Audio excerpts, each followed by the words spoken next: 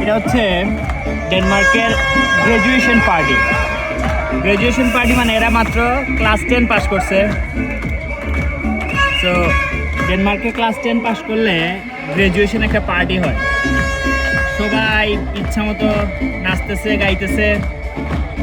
আর আমাদের বাসার নিচে যে ওই ফ্যামিলির একজন ক্লাস মানে 10 পাস করছে আর কি। সো এখন হেরে সবাই সংবর্ধনা দিব।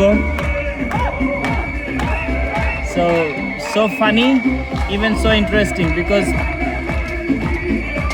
এই জিনিসটা খুবই খুবই আনন্দের একটা জিনিস।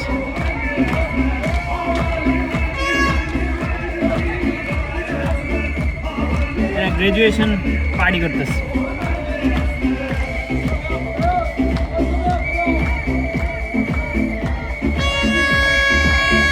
কিন্তু এরা মাত্র ক্লাস 10 পাস করছে। বাংলাদেশে ফুলাবাইতে গ্রাজুয়েশন কমপ্লিট কইরা অনার্স কমপ্লিট করার পরে দেন গ্রাজুয়েশন পার্টি করে।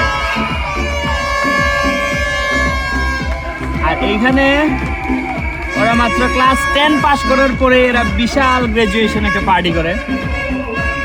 So this is the graduation party. ওরা মাত্র ও লেভেল কমপ্লিট করে ফেলছে, তারপরে হচ্ছে এদের বেশিরভাগেরই স্টাডি করে, আবার বেশিরভাগ পোলাবাহিনী স্টাডি থেকে মানে জোরে পড়ে, মানে এদের পড়াশোনা করা লাগে না। ওই 10 পর্যন্ত এদের পড়াশোনা, আর এই 10 পর্যন্ত এরা যেই পরিমাণে সেলিব্রেশন করে, আর সেলিব্রেশনের কোনো কিছু বাকি থাকে না আর কি।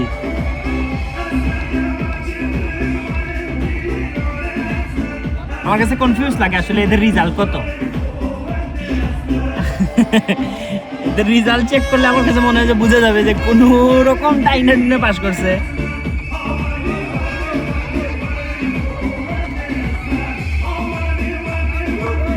বাট আনন্দটাই সুন্দর আর কি।